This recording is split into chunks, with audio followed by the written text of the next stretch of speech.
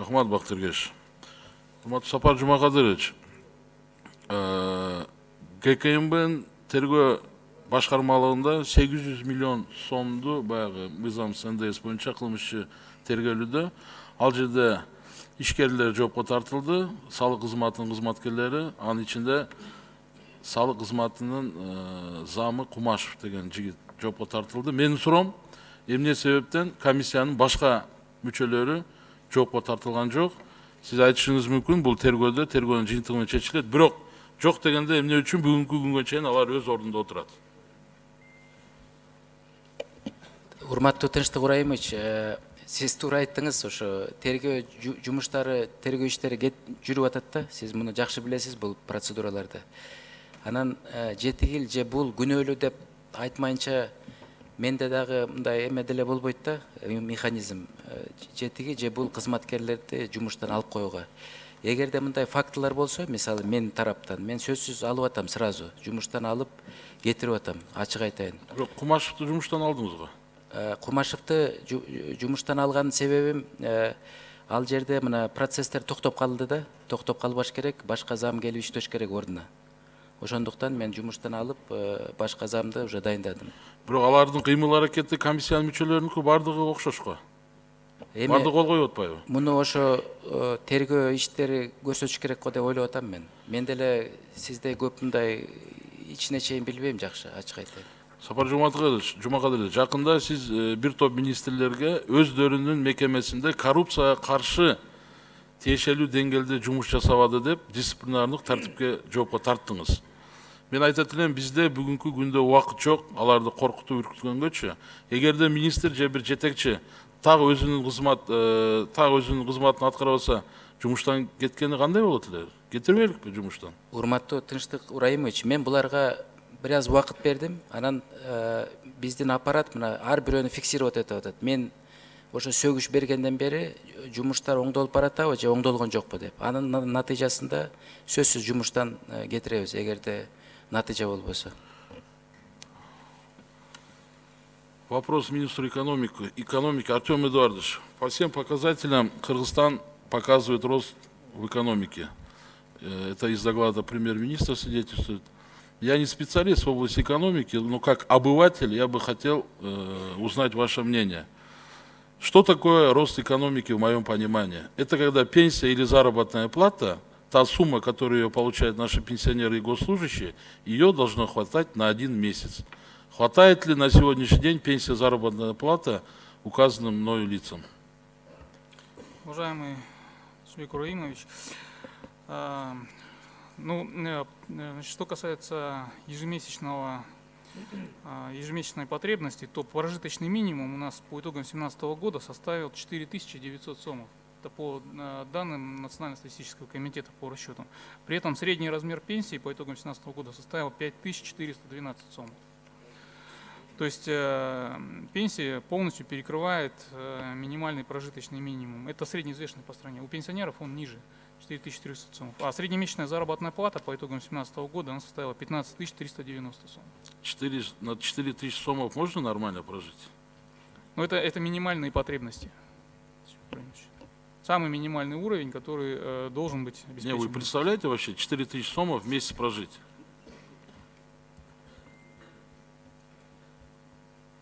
Я понимаю, но это минимальный объем корзины, который должен быть.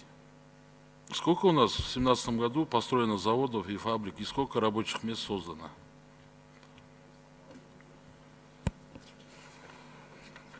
По рабочим местам численность безработных, которая у нас была, допустим, по итогам 2017 года, пока данных еще нет официальных, но вот сравнение, если взять 15-16 годы статистики, то количество безработных, которое было в 2015 году, 192 То есть у нас нет данных, сколько заводов, фабрик мы построили и сколько рабочих мест создали? Нет, по рабочим местам на сегодняшний день я могу вам сказать, что по нашему анализу, который мы проводили... Тынчтык Ыбрайымович, можно добавить? Давайте. В 2017 году по республике введено новых объектов, это 524. Урматтуу ким сиз? Сүйлөп аткан ким? Өз аты жөнүн айтып койсоңуз, жөн эле микрофон ачып эле. Өзүң тааныштырыңыз, ким экенсиз? Мен тааныбай калдым сизди. Урматтуу төрага, кечиресиз. Өнөр жай энергетика жана кен казуу пайдалануу мамлекеттик комитетинин төрага Рыскулов Улан Дулатович. 17-жылы республикада жаңы киргизилген объекттер 524, жаңы иш орун ачылган 4553. Вопрос руководителю Нацстаткомитета. Сколько уголовных дел возбуждено по должностным и экономическим преступлениям всеми правоохранительными органами, сколько направлено в суд, по ним какие решения вынесено, в процентном соотношении карательная практика какова? Бул боюнча отдельно маалымат берели, азыр даныйлар таап туруп. Акылбек Шакирович, өкмөттүн отчетунда турат канча кылмыш иш козголду. Ошону дагы окуп койсоңуз болот эле го?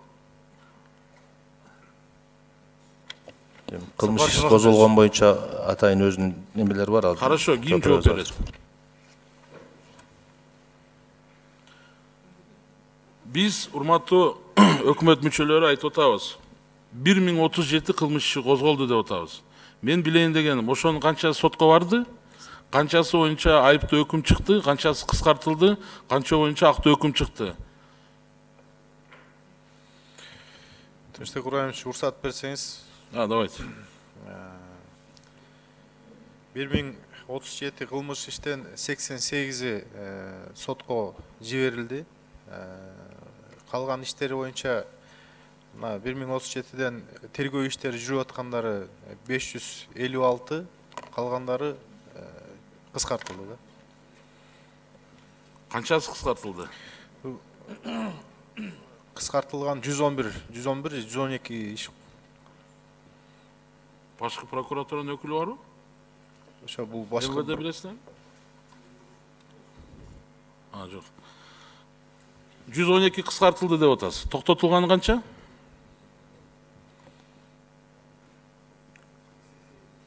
Жок, 88 сотко кетти. 88 сотко жиберилди. Ошол 556 менен 112-нин ортосундагы айырма кыскартылды да. Билбейсиңер.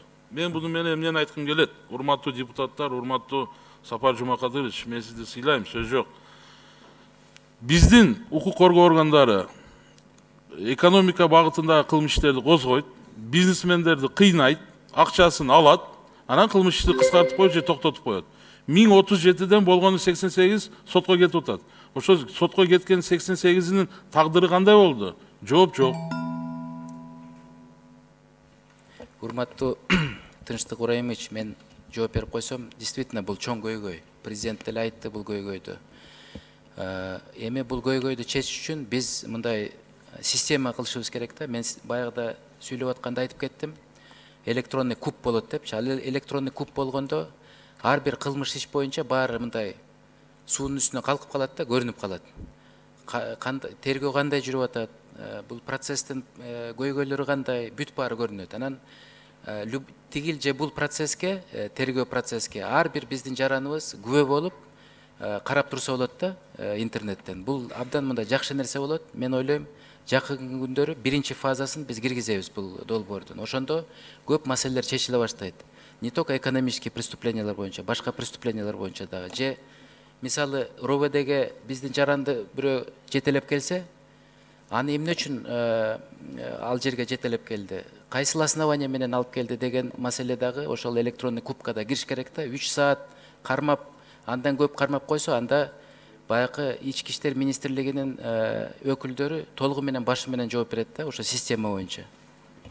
Сапар Жумакадырович, бүгүнкү күндө ошол маалыматтар бүт Нацстаткомдо бар, андан тышкары укук коргоо органдарында бардыгы мындай бар.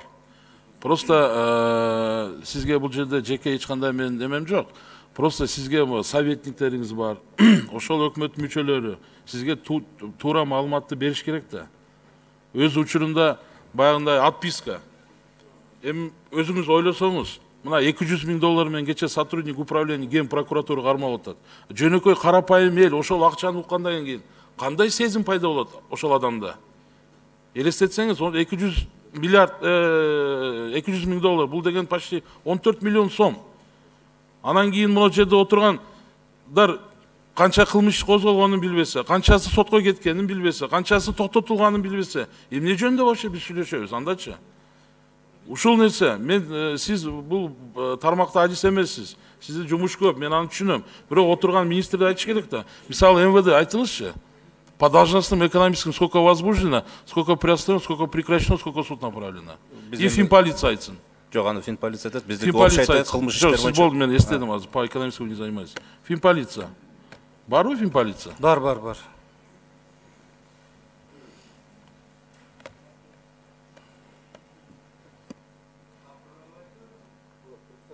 Микрофон жандырып болачы.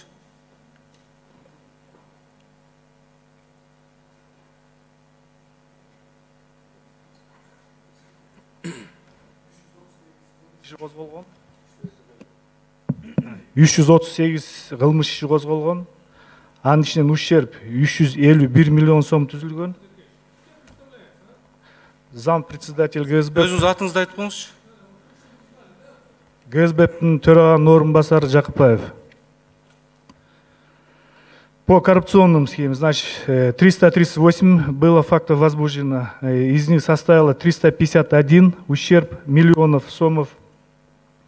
Так, значит, ГСБ 91 уголовное дело, прокуратура 235 уголовных дел, МВД 10 уголовных дел. Возмещено 4 миллиона 300 тысяч сомов. Из 351 миллиона иш сотко кеткен. Ошо 76 сотко кетти. Анын тагдыры эмне болду? Анын тагдыры сотто 76 сотто азыр тагдырын пока. Эмне болду? 76 эмне? Майлап атабы, карап атабы, күтүп атабы, же соттолдубу, кыскартылдыбы, доследование кайтарылдыбы, соединение болдубу, выделение болдубу? Сизге тактап туруп жооп берем. Урматтуу укук коргоо органдарынын жетекчилери, ушундай мамиле менен эч качан бийлик бир аброй таппайт. Мен лично сизге айтпай атам, мен негизинен бардыгыңыздарга айтып атам. Сиздер бул кылмыш иштерди наизусть билиш керексиңер. Мынонча адам жокко тартылды, мынога карата айыптуу өкүм чыкты, мынога акталды, мынога жаздык, мынонча ущерб возмещение болду депчи. Ошол маалымат болгондон кийин мен кантип мен сиздердин жумушуңарга мен ынанамын, ыраазы боломун. Мына чын жүрөктөн айтып атам да. Мына сиздердин мамилеңиздер. Мисалы, непровластный партиянын депутаты оозун ачып койсо, артынан текшерүүлөрдү жүргүзөсүңөр, ага устасыңар. А элементарный бир запрос жиберсек, ответ в кавычках, отдыхай. Мына отношения. Акыркы суроом. Сапар Жумакадыров, сиз 3 негизги кадам деп кеттиңиз, таза сууну атап кеттиңиз да. Мен былтыр дагы айттым, мына биздин айылда Мады деген айыл, ал айга кетип атканда 3 чоң труба менен Ош шаарына, Фуркатка, Ош районуна, ХБК кичи райондоруна таза булактын суулары кеткен да. Сиз таза суу ушул программасын ишке ашыруу максатында канча деген акчаларды, инвесторлорду издеп атасыз. Бирок ошол даяр чоң турбаларда кеткен суулар мурда Союз мезгилинде жердин астында казылып турчу. Азыр жердин үстүнө чыгып калды. Ал тешилип, чирип, эртең эгерде Ош шаарынын бир бөлүгү таза суусуз калса, мен таң калбайм. Анан кийин кайрадан башталат. Кредит издемей, грант издемей, $1 миллион, $1 миллион депчи. Мен канча жолу көтөрдүм. Ошону элементарно барып көмүп койсочу, ашып кетсе бир 10 000 сом кетет. Сакталып калат. Бар нерсени бир сактаганга бир тоже аракет кылып сиз министрлерге бир мындай катып турсаңыз, бул жактан сиздер мамлекет башчылары бүт жерге барып акча кредит издеп жүрөбүз. А бул жактан тешилип атат. Даяр суу. Ош шаарынын бир бөлүгүнө кеткен. Аны бүт бардыгы билет, оштуктарчы. Ошол бир көңүлгө алып коюңуз, анан талкууда өзүмдүн оюмду айтам. Рахмат.